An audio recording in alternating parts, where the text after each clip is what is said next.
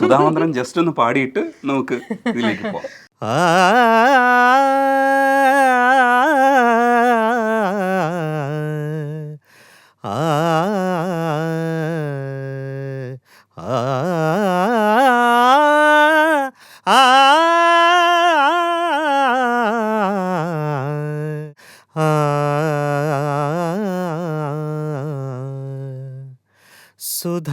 സുധാമന്ത്രം നിവേദിതം ഋതുമംഗലയാം പ്രപഞ്ചമേ പ്രണതോസ്മി പ്രണതോസ്മി ഉജ്ജ്വലതേജോ നിർഭരവരദേ ശ്രദ്ധാഞ്ജലി സതതം സുധാമന്ത്രം നിവേദിതം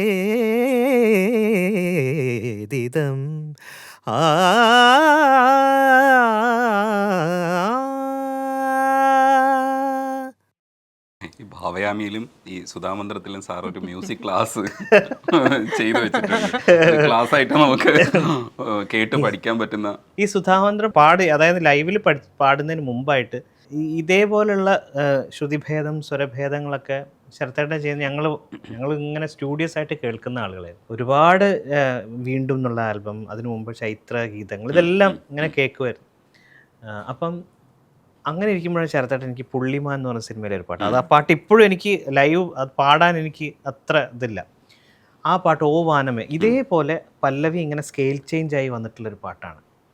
അപ്പം ഞാനിങ്ങനെ ആലോചിച്ച് അത് പാട്ട് പറഞ്ഞു തരുമ്പോൾ അതായത് ഹാർമോണിയം വെച്ചാണ് ശരത്തേട്ടൻ പറയുന്നത്. എന്നോട് പറയും, നീ റെക്കോർഡ് ചെയ്യരുത്, എന്തുണ്ടെങ്കിലും ഡൗട്ട് ഉണ്ടെങ്കിൽ നീ എന്നെ കോൾ ചെയ്യുക, അല്ലെങ്കിൽ ഞാൻ ഇവിടെ തന്നെ ഉണ്ട്, എപ്പോൾ വന്നാലും ഞാൻ പറഞ്ഞ റെക്കോർഡ് ചെയ്ത് പഠിക്കുകയേ വേണ്ട, ഇങ്ങനെ തന്നെ മനസ്സിൽ വെച്ച് പഠിക്കും, അങ്ങനെ പഠിക്കും. അപ്പോൾ ആ പാടിത്തരുമ്പോൾ പറഞ്ഞു തരുമ്പോൾ നമുക്കത് ഈസി ആയിട്ട് തോന്നും. കാരണം അങ്ങനെ കോഡ് ചേഞ്ച് ചെയ്ത് സാർ തന്നെ വെച്ചുതരും, ശരത്തേട്ടൻ തന്നെ വെച്ചുതരും. പക്ഷെ പിന്നീട് അതൊന്നും ഇല്ലാതെ ഇത് എന്ത് സംഭവം ഒന്നും മനസ്സിലാവുന്നില്ല, പാട്ട് കിട്ടുന്നില്ല. ഞാൻ ഒരാട്ടനെ വിളിക്കും, ശരത്തേട്ടൻ മനസ്സിലാവുന്നില്ല, അത് പാടിക്കോളും, അത് കറക്റ്റ്. അതായത് ശരത്തേട്ടൻ്റെ ഒരു ക്വാളിറ്റി എന്ന് പറഞ്ഞാൽ പാടാൻ നമുക്ക് ഏറ്റവും കംഫർട്ടബിൾ ആക്കിയിട്ടാണ് അദ്ദേഹം നമ്മളെ റെക്കോർഡ് ചെയ്യിപ്പിക്കുക. ആക്ച്വലി ഒരു 20-25 മിനിറ്റ്സ് ഒരു പാട്ട് പാടാൻ എടുക്കാറുള്ളൂ. ബാക്കി മുഴുവൻ തമാശ പറഞ്ഞിങ്ങനെ ആ സമയം പോകുന്നതാണ്. അത്ര സമയം എടുക്കുള്ളൂ. അതായത് ഏറ്റവും കംഫർട്ടബിൾ ആയിട്ടാണ് നമ്മളെ പാട്ട്. ഒരു പാട്ട് ഇതേപോലെ ഒരു ഫോക്ക് സോങ്, അതപ്പം അതിൻ്റെ പ്രോഗ്രാമിംഗ് ഒന്നും ഫുൾ ചെയ്തിട്ടില്ലായിരുന്നു. അപ്പോൾ അതിവിടെ എറണാകുളത്ത് വെച്ചായിരുന്നു എടുത്ത്. അപ്പോൾ അത് റെക്കോർഡ് ചെയ്യാൻ വന്നപ്പോൾ ശരത്തേട്ടൻ പാടി തുടങ്ങിയപ്പോൾ അങ്ങനെ ഡേ നിർത്ത്, നിനക്ക് സ്പീഡ് കൂടുതലായിട്ട് തോന്നുന്നുണ്ടോ? ഞാൻ പറഞ്ഞ കുറച്ചിങ്ങനെ വാക്കുകൾ ഇങ്ങനെ സ്പീഡ് പോകുന്നു, കുറച്ച് സ്പീഡ് എന്നാൽ കുറയ്ക്കാം, നീ പറയണ്ടേ കുറച്ച് അങ്ങനെ. അപ്പം അങ്ങനെ ഒരു കംഫർട്ടബിൾ സോണിലാണ് എപ്പോഴും എടുക്കുക. വലിയൊരു സ്നേഹം ഉണ്ട് അങ്ങനെ റെക്കോർഡ് ചെയ്തില്ല. അപ്പം അത് ആ പാട്ടിലും ഉണ്ടാവും. അത് പുകഴ്ത്തുന്നത് കാണുമ്പോൾ വേദികളിൽ തന്നെ നമുക്ക് മനസ്സിലാവും സ്നേഹമുള്ളതാണ്. കാരണം നിഷാദിന്റെ പേരെടുത്ത് സാറ് സംസാരിക്കുന്ന സമയത്ത് ഞാനത് ഇന്റർവ്യൂവിൽ നിഷാദിന്റെ പേരിനെ ഹൈലൈറ്റ് ചെയ്യുന്നത് സംസാരിച്ചിട്ടില്ല. അപ്പൊ നിഷാദ് എന്നെ കണ്ടപ്പോൾ പറഞ്ഞു, എന്റെ പേര് പറഞ്ഞിട്ട് നിങ്ങൾ ഹൈലൈറ്റ് ചെയ്തില്ല. പക്ഷെ ഞാൻ ഹൈലൈറ്റ് ചെയ്യുന്നതിനോ സാക്ഷാൽ സാറ് പറഞ്ഞു കഴിഞ്ഞു. നിഷാദ് കുറേ പേര് ആ ഒരു പോർഷൻ കട്ട് ചെയ്ത് ഞങ്ങൾക്ക് അയച്ചു തരുകയും ചെയ്തു. സാറ് പറയുന്നു അത് ആ പാട്ടിനെയാണ് സാറ് പറയുന്നതെന്നുള്ളതാണ് ഏറ്റവും വലിയ പ്രത്യേകത. റിയാലിറ്റി ഷോയില് സാർ ഇതുപോലെ ഒരു പയ്യൻ ഒരു പുഷ്പം പാടി. അപ്പോൾ സാറ് ആ സമയത്തും സാറ് പറഞ്ഞു, ഈ പാട്ട് ഒരാൾക്ക് മാത്രമേ എന്നെ ഇംപ്രസ് ചെയ്യിക്കാൻ പറ്റിയിട്ടുള്ളൂ, ഞാൻ ലൈവ് കേട്ടതിൽ ഒരാൾ മാത്രമേ എന്നെ ഇംപ്രസ് ചെയ്യിച്ചിട്ടുള്ളൂ, അത് നിഷാദാണ്. അത് പൊളി ബഹളമാണ്, ട്രെയിനിങ് ചെയ്ത് കൊണ്ടുവന്നതാണ്. അയ്യോ ഒരിക്കലല്ല, ഇതൊക്കെ എപ്പോഴാ പഠിച്ചേ പറയാ, ഞാനിത് എഴുതി വെച്ചിട്ടുണ്ടായിരുന്നോ? എന്നിട്ട് ഇതൊക്കെ സാധാരണ ശ്രദ്ധിക്കുന്ന ഞാനാണ്, സോഷ്യൽ മീഡിയയിൽ പോസ്റ്റ് ചെയ്യുന്നതും കാര്യങ്ങളൊക്കെ. അപ്പൊ ഇതൊക്കെ കറക്റ്റ് ആയിട്ട് ഓർത്തിരിക്കും. അതാണ് മറ്റേ കഥ അവിടെ നിൽക്കുന്നു. അതായത് എന്തായാലും വീട്ടുകാരെ എതിർക്കുമെന്ന് അറിയാം, പക്ഷേ എന്നിട്ടും ആ സമയത്ത് എന്തായിരുന്നു അപ്പൊ എതിർക്കുന്ന അറിയാം, പക്ഷെ എനിക്കറിയില്ല. അപ്പൊ എന്നോട് പറഞ്ഞു അവിടെ നാട്ടിലെത്തിയിട്ട് ഞാൻ പറഞ്ഞത് നാട്ടിലെത്തിയിട്ട് വിളിച്ചു ചോദിക്കാം. ബാക്കി കഥ എനിക്കാ. അത് കഴിഞ്ഞിട്ടാണ് പിന്നെ അങ്ങോട്ട് അപ്പോൾ ഏട്ടൻ കുറച്ച് ലേറ്റ് ആയിട്ടാണ് വരുന്നത്. ഞാൻ തിരിച്ച് എത്തി ഇവിടെ എത്തി ഇന്റർവ്യൂ ഒക്കെ കഴിഞ്ഞു. എനിക്ക് ഏതാണ്ട് അഡ്മിഷനായി, PG ക്ക് അഡ്മിഷനായി. അപ്പം ഞാനിങ്ങനെ വിളിക്കുമ്പോൾ ഞങ്ങൾ വിളിച്ച് സംസാരിക്കുമായിരുന്നു. അപ്പം അങ്ങനെ സംസാരിച്ച് എനിക്ക് ഇഷ്ടമായി. അപ്പോൾ എന്നോട് ചോദിച്ചു ഞങ്ങളിപ്പോൾ അടുത്ത ആഴ്ച എത്തും, അപ്പോൾ ഞാൻ വീട്ടിലേക്ക് വിളിച്ചു ചോദിച്ചോട്ടെ.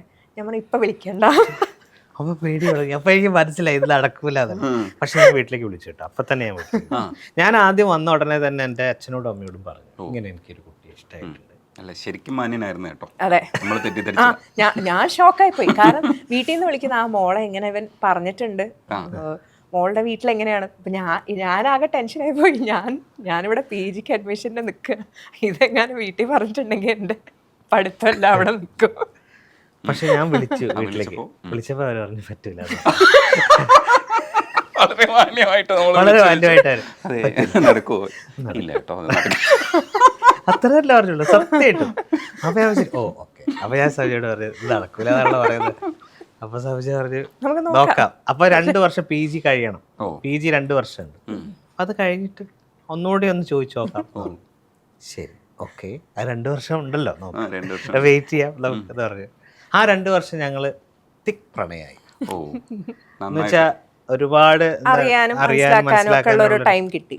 എന്നിട്ടും വിട്ടുപോകാൻ തോന്നിയില്ലല്ലേ? ഇല്ല. ഓ ഗ്രേറ്റ്. വീണ്ടും പുളകം. നിങ്ങളിത് എന്താണ് ഇത് മൊത്തം ഒരേപോലെ ട്രൈ ചെയ്ത് നിങ്ങൾക്ക് എന്നെ കാണുമ്പോ അത് ഫീൽ ചെയ്തില്ല എന്നുള്ളത് എന്റെ ഒരു കുഴപ്പമാണോ? ഫീൽ ചെയ്യേണ്ടവർക്ക് അതുണ്ടാക്കാൻ പറ്റിയല്ലോ. സുന്ദരാ, എന്റെ കോൺഫിഡൻസ് അതായിരുന്നു കേട്ടോ. കാരണം അപ്പോഴേക്കും എനിക്ക് ഏകദേശം അറിയാം, അതായത് ഫീൽഡിലുള്ള വേറെ 2-3 പേരെ പരിചയമുണ്ട്. അപ്പൊ ആ വഴിയൊക്കെ എൻ്റെ ഫ്രണ്ട്സ് ഇതൊക്കെ അറിയുമ്പോൾ നീ എന്ത് വിചാരിച്ചിട്ടാ ഒരാളെ 1 മാസം കണ്ടു പിന്നെ നിനക്ക് ഇഷ്ടമായി എന്നൊക്കെ പറയുന്നു. അപ്പം അങ്ങനെ കുറെ ഫ്രണ്ട്സ് ഉള്ളതുകൊണ്ട് അവരുടേതായ വഴിയിൽ അന്വേഷിക്കുന്നു. എല്ലാം ഇതിന്റെ ബാക്ക്ഗ്രൗണ്ടിൽ ഇതൊക്കെ നടക്കുന്നുണ്ട് കേട്ടോ. കോഴിക്കോടുള്ള ഫ്രണ്ട്സ് അന്വേഷിക്കുന്നു, വീടിന്റെ അടുത്തുള്ളവരെയൊക്കെ ചോദിക്കുന്നു, അറിയുന്നു. അപ്പൊ എല്ലാ സ്ഥലത്തുനിന്നും റിപ്പോർട്ട്സ് നല്ലതാ കിട്ടുന്നത്.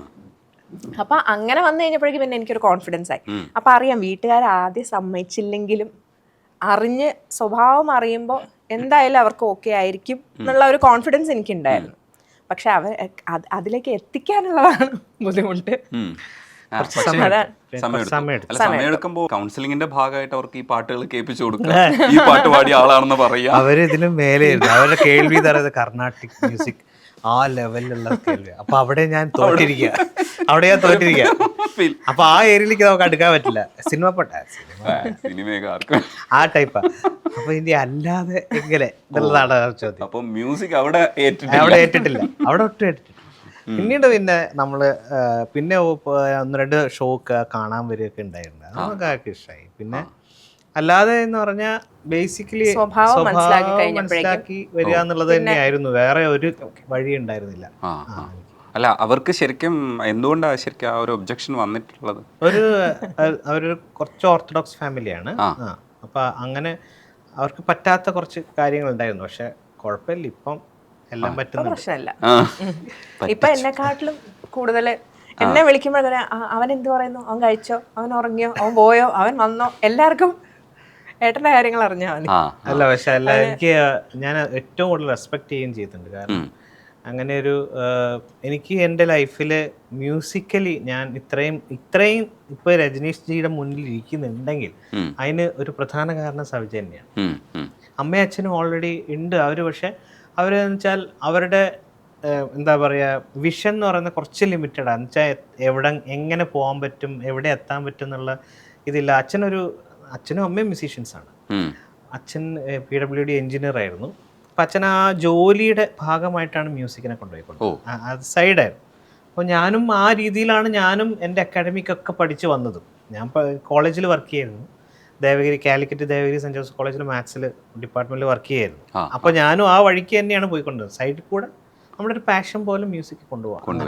ആ സമയത്താണ് ഞാൻ ഈ പറയുന്ന പോലെ ഒരു റിയാലിറ്റി ഷോ പങ്കെടുക്കുകയും അത് വിൻ ചെയ്തതിന് ശേഷമാണ് ഗന്ധർവ സംഗീതം വിൻ ചെയ്തതിന് ശേഷമാണ് മൂവീസിൽ മൂവി പാടുമ്പോൾ നമ്മൾ എന്താ വെച്ചാൽ ഒരു സാധാരണക്കാരന് എത്തിപ്പെടാൻ പറ്റാത്ത ഒരു മേഖലയാണ് മൂവി മ്യൂസിക് എന്ന് പറയുന്നത്. ഇപ്പോഴും അന്നും അപ്പോൾ എന്തെങ്കിലും ഒരു പെക്യുലാരിറ്റി ഉണ്ടെങ്കിലല്ലേ മൂവിയിലൊക്കെ അപ്പോൾ അതിന് രാജസേന സാറിന് ഞാൻ ഒരുപാട് താങ്ക്സ് പറയുകയാണ്. സാറാണ് എന്നെ പഠിച്ചത്.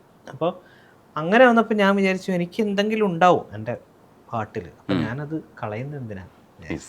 അപ്പോൾ ജോലി കളയാൻ കാരണം വേറെ ഒന്നുമല്ല, കാരണം ഇത് രണ്ടും നമുക്ക് ബുദ്ധിമുട്ടാണ്. അതായത് ഒന്ന് ലെക്ചറിങ് ആണ്, മാത്രമല്ല ഞാൻ മാത്സ് ആയതുകൊണ്ട് തന്നെ അന്ന് വലിയ ചോക്ക് ബോർഡാണ്. ആ ചോക്ക് ബോർഡ് നിറയെ നമ്മൾ എഴുതി ടെസ്റ്റ് ചെയ്യുമ്പോഴത്തേക്ക് അത് മുഴുവൻ ഞാനിങ്ങനെ ശ്വസിച്ചുകൊണ്ടിരിക്കും. അപ്പോൾ എനിക്ക് ഒരു മാസത്തോളം ശബ്ദമില്ലാതെ ആയിപ്പോയി. അത് എനിക്ക് ബുദ്ധിമുട്ടായി, കാരണം പാടാൻ പറ്റാത്തൊരവസ്ഥ. അപ്പോൾ ഞാൻ ഫിസിഷ്യനോട് ചോദിക്കാൻ, ഫിസിഷ്യൻ പറഞ്ഞു ഒന്നുകിൽ ഏതാ നിങ്ങളുടെ പ്രൊഫഷൻ നിങ്ങൾ തീരുമാനിക്കുക. ടീച്ചേഴ്സ് എന്ന് പറഞ്ഞാൽ എല്ലാവർക്കും ഈ ഒരു പ്രശ്നമുണ്ട്, ഒന്നാമത് ഒച്ചയിട്ട് സംസാരിക്കുമ്പോഴും അതേപോലെ തന്നെ ഈ ചോക്കിൻ്റെ ബുദ്ധിമുട്ടും ഉണ്ടാകും. അത് കാലാകാലം അവർക്കുണ്ടാവും, അവരുടെ വോക്കൽ കോഡ് അങ്ങനെയായിരിക്കും. അപ്പോൾ നിങ്ങൾ തീരുമാനിക്കുക നിങ്ങൾ പാടണോ വേണ്ടയോ എന്ന്. അപ്പോൾ ഞാൻ തീരുമാനിച്ചു.